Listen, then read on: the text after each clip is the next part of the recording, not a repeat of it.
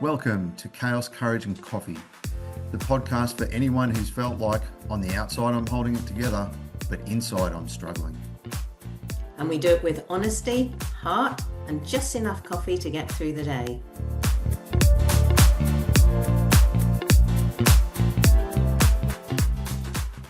Good morning, Vanessa. Good morning, Brett. How are you doing today? I'm good. How are you? Yes, very good, thank you. Very good.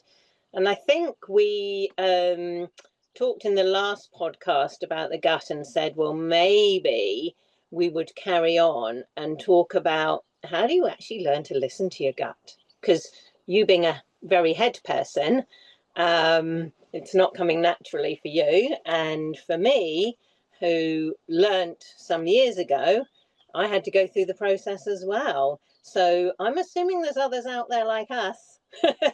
I'd say there's probably a lot of people out there like us. And I think most of my veterans are like that as well. And they don't understand why. They don't understand how this separation happens and those sorts of things. I'm actually seeing a lot of it. Listen to your body.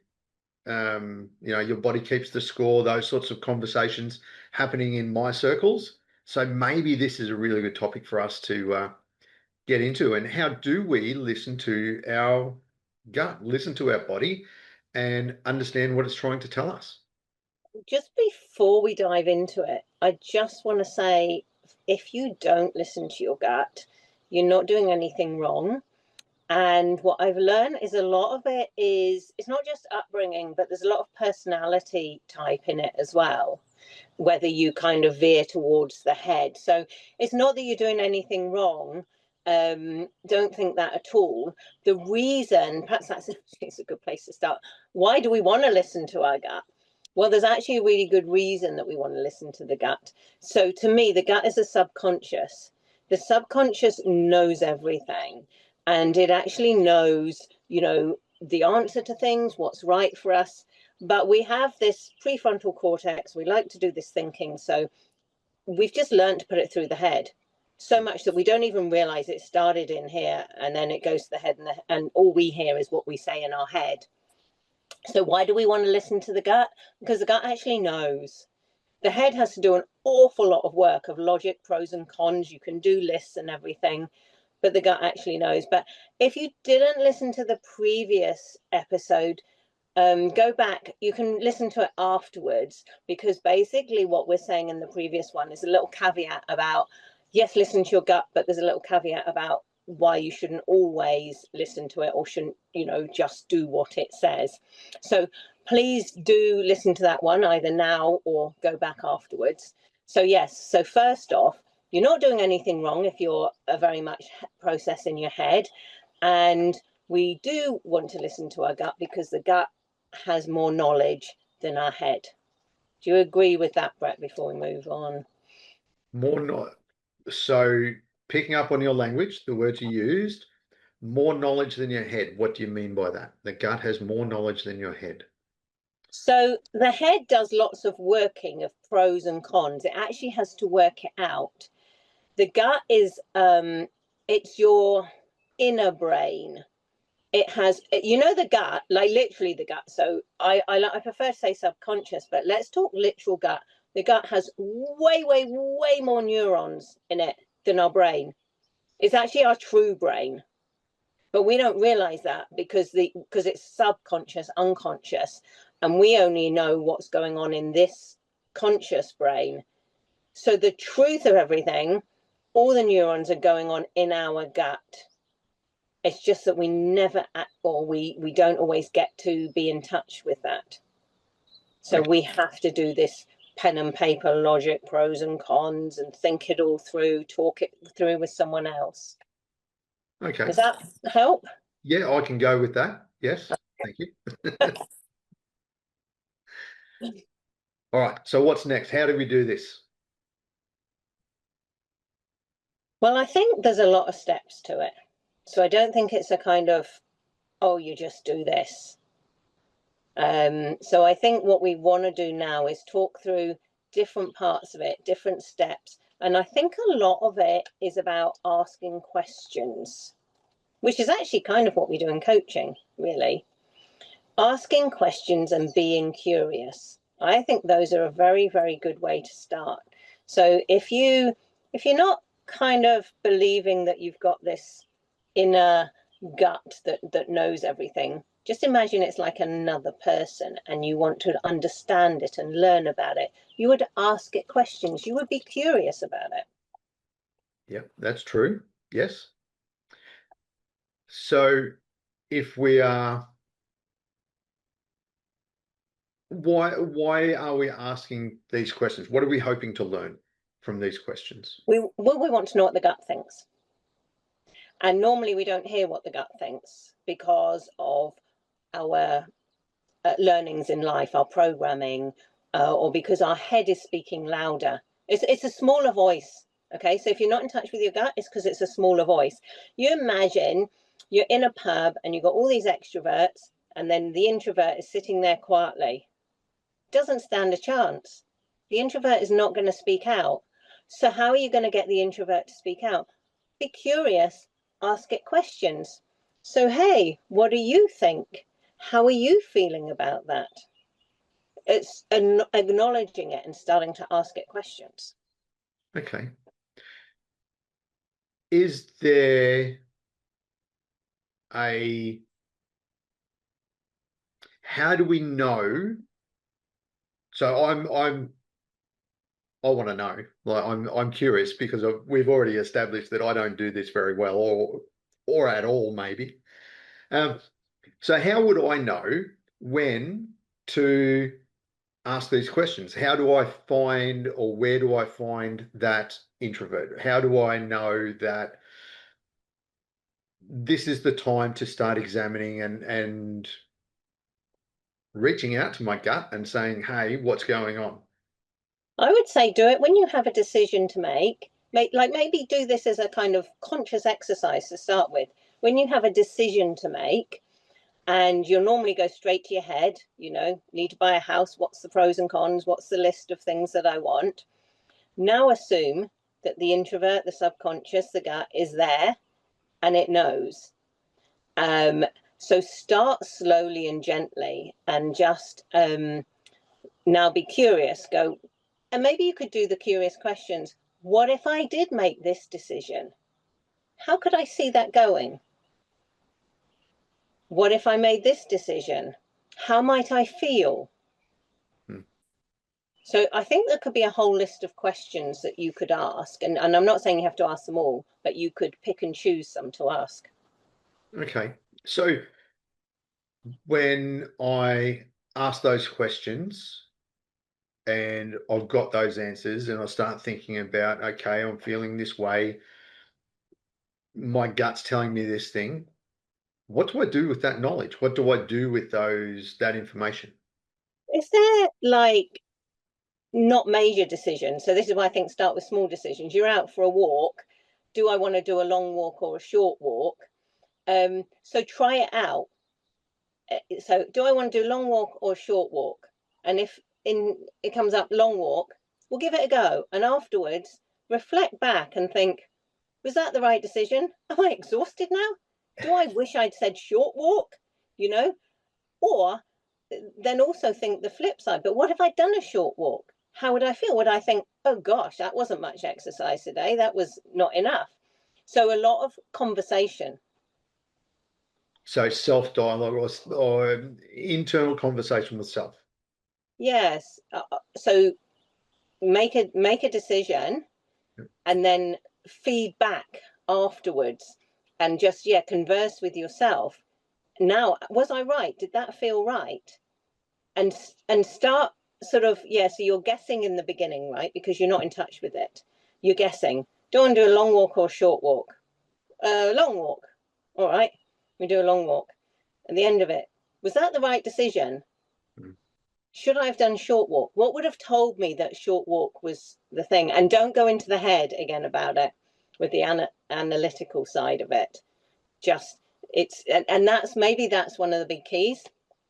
Keep the head out of it. Imagine you're not allowed to do the thinking. Yeah, might be a bit hard. Oh, it's going to be extreme. extremely hard, I can tell you. So You're trying to change a habit, you know? yeah. So if we're trying to keep the head out of it, would the first answer be the correct answer? Yes. So if I'm doing my walk and I ask, do I want to do a long walk or a short walk? And I decide to do a long walk, and then I get home and I sit down and or go about getting ready for the day or whatever, and I reflect back on that walk and how do I feel about it? The the first answer, I should have done a short walk because I'm really not feeling energetic today, rather than thinking is the correct answer, where my brain would probably go to, well, I did my normal work, I did my long walk, which is perhaps better for me in the longer term because I'm doing more steps, I'm burning more calories, I'm more active over the course of my day, those sorts of things. So the first answer, no, I don't feel good, is probably the right answer. That would be my gut answer. Yes, because it's interesting when you talked about the long walk, all those reasons you gave, such head reasons about, oh, it's really good for me. I should be doing this because this is what I do, and I've set up to do all of this. You know, it was a very head logic, and that's what we tend to do, right? We run it through the head, and the head has got all these biases, and it will give you this whole list, and then it persuades you, yeah, God, I'm going to have to do the long walk. You know, it's what I promised myself I'd do, and I know it's good for my fitness and all of this. But your gut was saying, you know what, you're not up to it today, and a short walk will suffice. Okay, that's interesting. Is this something we reflect on straight away, or do we need to put a little bit of distance? Sometimes distance can be a good thing. And I'm thinking in this situation, sometimes it might be relevant to do it straight away. Other times it might be, the next day.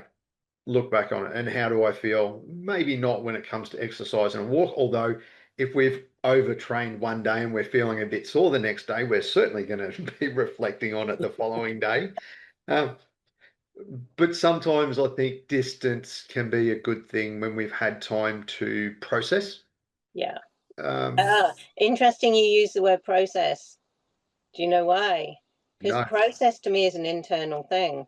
The process is so do you know what I say to clients? And I don't know if other coaches do this, but I quite often say when we finish the session, go away, go about your day and don't think about this. Don't review this till tomorrow. Because what I'm doing is giving them permission to allow the subconscious to process it. And then the next day it will come up with all the answers and all the stuff. Otherwise, they get far too heady. I want to say head into it as they, mull it over. And this is where overthinkers can get themselves in a terrible old tangle about things. So, yeah, I think sometimes distance is good because we process it. That's your internal processing. That's good. We want some of that. okay. Well, there you go. I know a little bit of something about it. You, your subconscious threw that in and it knew all about it. Um, what else? So if we are, and I think this is going to feed into our related episode that we've already talked about. When we start doing this and we start becoming a little bit more familiar with our gut and what our subconscious is telling us, how much do we trust it? Yeah, I think that feeds into the other episode more about when to trust it, how to trust it. And I think that comes with feedback. How do you know how to trust someone else? It's feedback and it's time. But yeah, we covered that a little bit more when not to trust it in the other episode. So I think suffice to say for this episode, trust your gut. Okay. Because it's not very helpful if we're going to start saying, listen to your gut, oh, but don't trust it. Okay. So generally trust your gut because Trust it you. knows. There's just the caveat in the other episode that will tell you when not to. All right. What else do we need to know about this? So this is obviously going to be one of those things that, when we've talked about this plenty of times in the past, this is something that we're going to have to work at. And you said it yourself. You spent time learning how to do this. You had to practice doing this. And I think I'm going to have to do that. And anybody out there listening is also going to have to work at it. It's not going to be a one-off, okay, I've got it. It's going to have to be a this time and that time. And you might get one or two in a day. You might not practice again for a week, but then you get another opportunity. So I think it's really important to highlight that it's a work in progress. Just Absolutely. And you're not, as you said, you're not doing it all the time. You might just do it once a week or whatever. And so if you like, Brett, in 6 months' time, we can do another episode and we can see how you're doing. that might actually be a good idea. Hold me to account and see how much work I've done on it. Yeah. On I mean, you listening. don't want to overdo it. It's just about, we're just creating this now as a thought, like, well, how about you learn to get in touch with your gut? Some people already are, but we're talking about those who aren't, or those who aren't doing it reliably. So yeah, it's just like, let's feed that in, and we've done that for you, Brett. And now I think you'll be a little bit conscious of when you're doing it or when you could do it. And I think the feedback's a really important thing. So you sort of aware when you've done it. Oh, I listened to my gut then. So yeah. Yeah, I think that's good. I think men, as a general subset of the population, veterans in particular, those that have been in certain environments, are more inclined to be more head focused than gut or intuition, subconscious aware, I suppose. Well, you know what it is really? It's the people who choose those lines of work are the more head people. That's how it works. And then it actually, what's the word? It encourages them to be more like that. So yes, I think very much veterans will be like that, because that kind of regimented rules, logic, it attracts those people. So that's why you'll be seeing a lot of them. People who are more in touch with their guts and their emotions and everything, they're not really into that logic. They just would not like it so much. So yes, certain job types attract those kinds of people. So yeah, there is a bit of a pattern there. I, It's a I personality type, really. yeah, I think it might be a little bit more of a self-perpetuating cycle. Yeah, yeah. So, um, so if you're like me, and this isn't you, that's okay. Let's work on it together. Let's Mm. do try to do something about it. Listen to our gut a little bit more, hear what our body is trying to tell us in different aspects of our lives, because it's important to listen to, I think anyway, all of us. And I've never had this conversation before, so this is great for me. I'm learning something out of this, which is cool. I like it. So yeah, I invite everybody to come on this journey with me and learn to listen to our guts a little bit more, and we'll check back in maybe 6 months and see how we're going. And there's people like me who I wasn't necessarily a head person, but I wasn't a gut person. I think naturally I would be, but I had learned not to listen to it. So there's that type of personality as well. So there's a lot of people. So it doesn't really matter where you're starting, and it doesn't really matter what your personality is. But there's a lot of benefits of learning to listen to your gut. It's about being heard. And so you want to be heard. And the one person you want to be heard by, most importantly, is yourself. We don't realize that. We're out there wanting the world to listen to us. Why is my partner listening? Why aren't my in laws listening? It's like, well, you're not even listening to yourself. And I'd imagine that that's not going to help you in. So, um, yeah, I think this has been really good. Cool. Thank you. Is there anything we need to say or cover to close this one out today? No, I think I'll just wrap up with, let's go back to this, the introvert. Imagine there's an introvert, they don't say a lot. You need to be curious and you need to ask them questions. You need to give them permission to talk and be actively encouraging them. Otherwise, they're used to sitting back and not listening and hiding. All right. Awesome. Cool. Thank you. Thank you.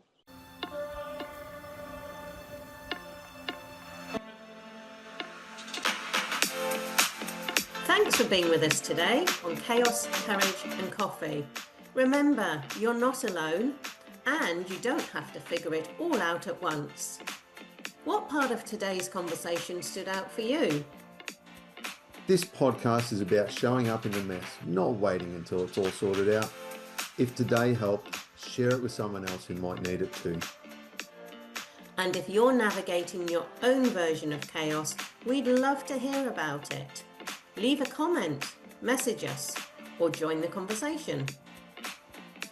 We'll be back soon with more honest talk, less pressure, and just enough courage to get through whatever's next. See you next time on Chaos, Courage and Coffee.